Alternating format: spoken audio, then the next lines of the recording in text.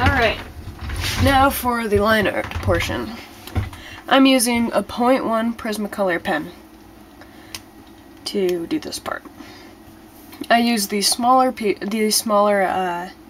width for the thinner lines, and for my first lines, I go in with the thicker pen for thicker details, and I'll show you that when I get there. So I've taped my sheet of vellum a little bit lower than the sheet of art paper that I had drawn the sketch on. The reason I did that is because I decided that I wanted her to be higher up in the picture than she was before. So, I already did a few of the bangs before I realized I needed to put the camera back where it was because my hand was blocking it. Anyway, so go in with slow and steady lines on the hair. I start with the hair first because it lays over the top of the face, and then I work myself the picture from the top layers down to what would be the underneath layers. And I don't follow all of the lines that are originally there, you kind of just have to let it flow a little bit. And that takes practice and getting used to. But once you do, that's just kind of what happens. Okay. You want to keep your strokes somewhat quick, and it keeps them from getting shaky.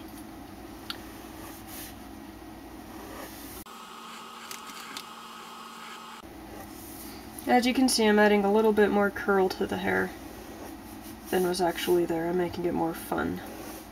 Because the original sketch was not planned out, I just kind of drew something. So I want this one to look better.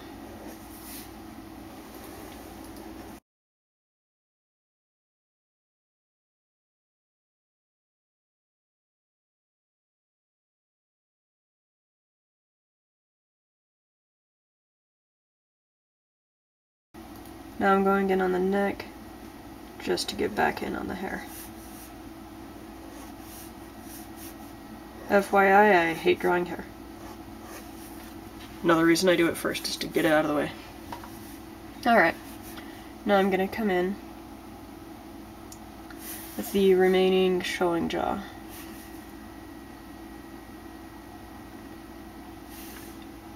Be very careful around the face, it's the most important part of the picture. Alright, then the ear.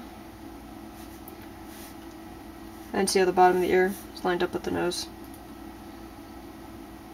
And I didn't draw any of these original lines, these lines inside the ear in my sketch. I'm just throwing those in now. Hey, my battery died partway through filming that last one, so sorry about that, but it basically is just the same thing anyway. I'm going to show you how I go in with the thicker pen on the shadows. So, I'm going to go in little corners like in the eyes and fill in the spots that were left kind of sketchy. Tightening up these lines.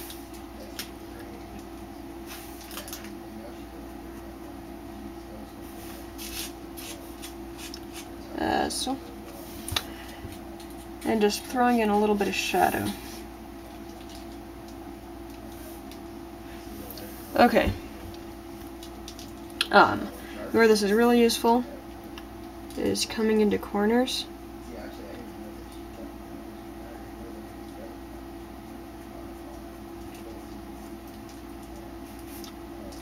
And I'm just coming in on the edges of the lines and bringing in shadows. I am being careful to bring in shadows on this half so that it's consistent with the light source.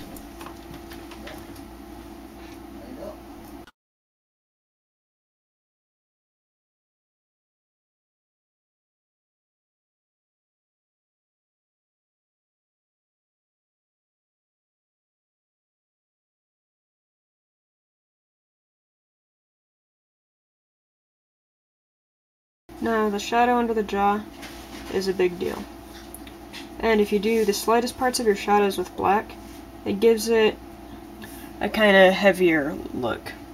And I like that.